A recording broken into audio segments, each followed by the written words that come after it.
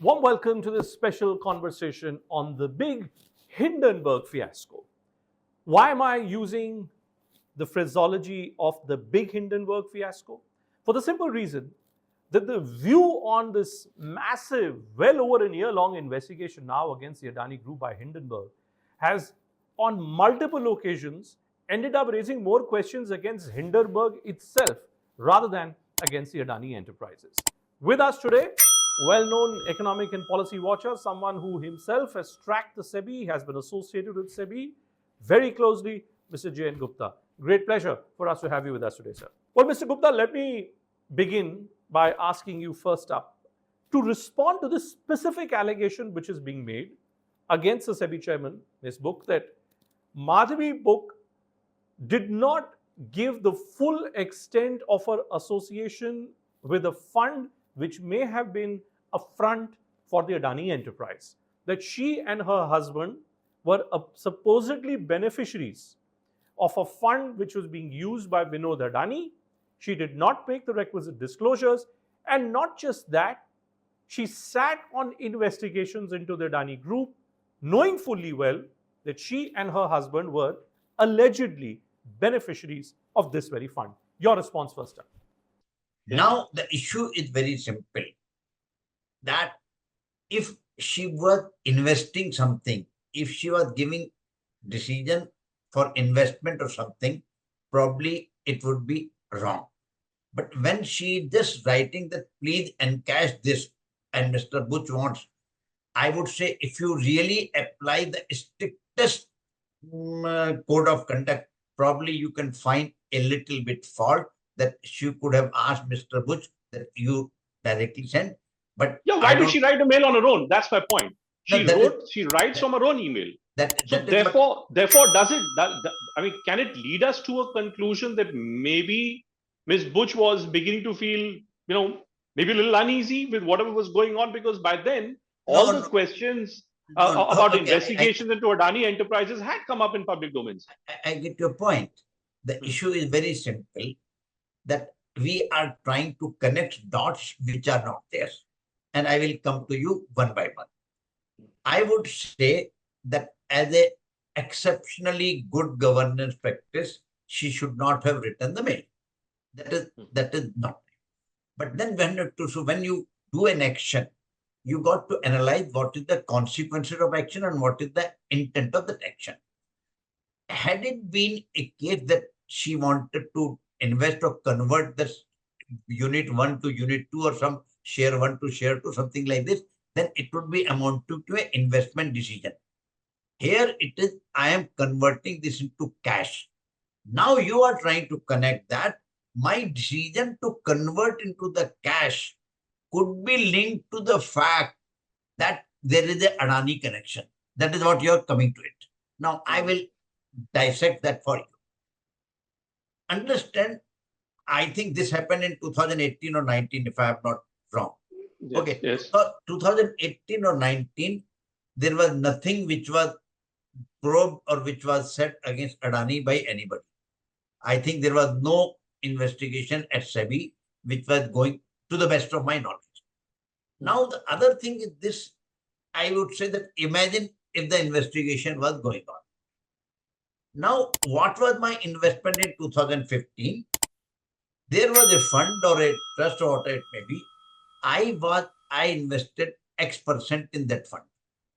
Now, it is like that I and you going to a mutual fund house and investing in the units of mutual fund. Now, what you do as a due diligence, you first ensure that the mutual fund is registered or the fund where you're investing is registered. It has all the relevant documents. Right. The mutual fund or the fund will do KYC on you, whether you are eligible to invest or not.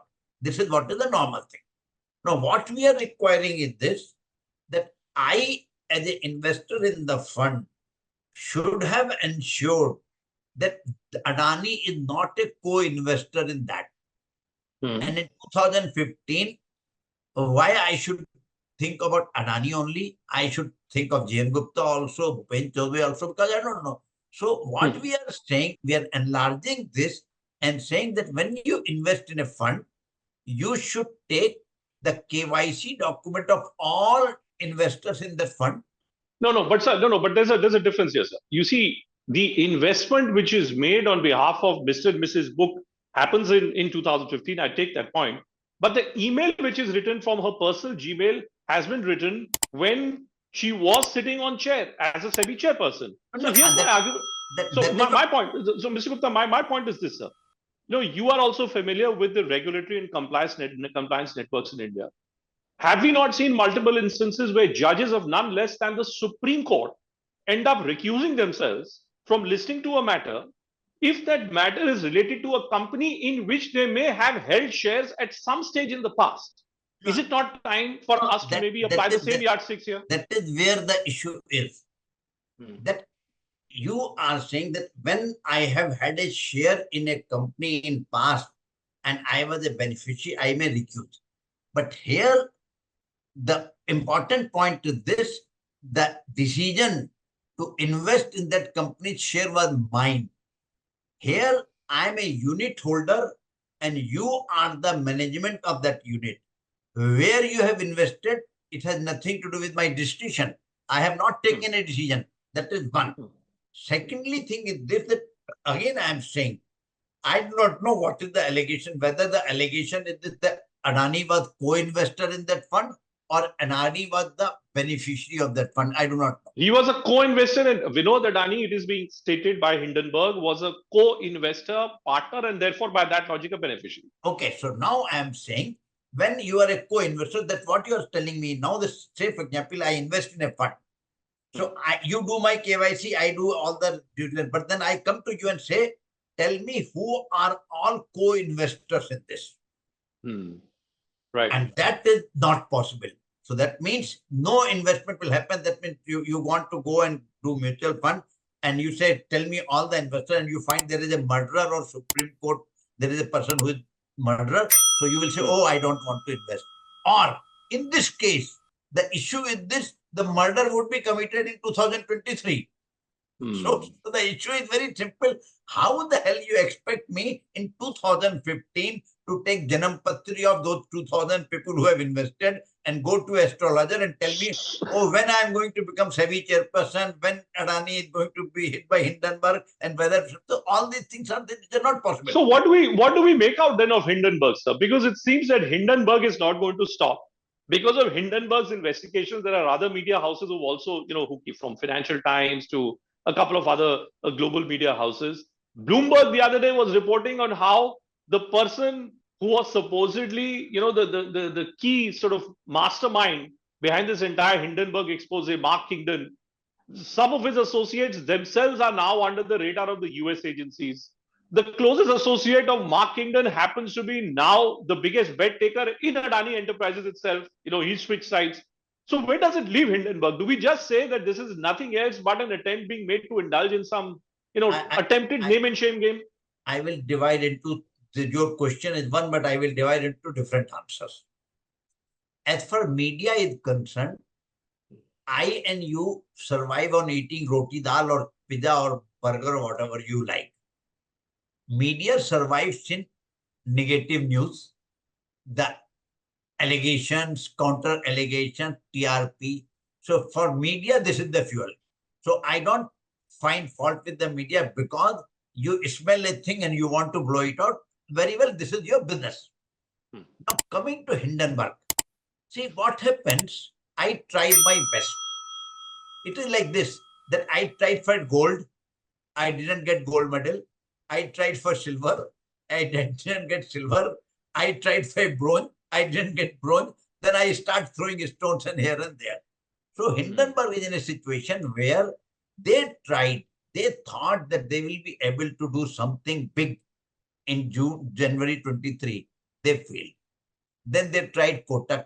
They failed. Now you tried a public servant who, in my opinion, a public servant is always vulnerable because everybody holds a public servant guilty without knowing what is the fact. But in this case, I can say for sure that whatever Hindenburg has written is all nonsense crap. It has no value at all. So in conclusion then, Gupta ji, when when you see the political class led by the leader of opposition Rahul Gandhi demanding a JPC, is there any merit? I mean, you say that Hindenburg is all trash. Then should we leave the story there? There is absolutely no merit, no requirement of any further investigation in any way. I tell you, as I say, everybody has his own constituency. Everybody has his own agenda. Everybody has his own interest. Your interest is recording interviews and publishing it. My interest is what I feel, what is the truth I should speak out without having any bias or agenda. That is where the political party will always be divided into two. One with the government, other against the government. So you say that 2 + 2 = 4. Still there will be two different opinions from the political classes.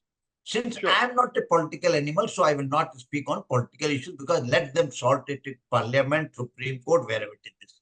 I as an individual, I as a person who has worked in Sebi, I as a person who knows Madhabi Buch, I as a person who understands the regulation, I would say that in this story or whatever allegation they got, there is nothing which sticks, where nothing which smells or stinks.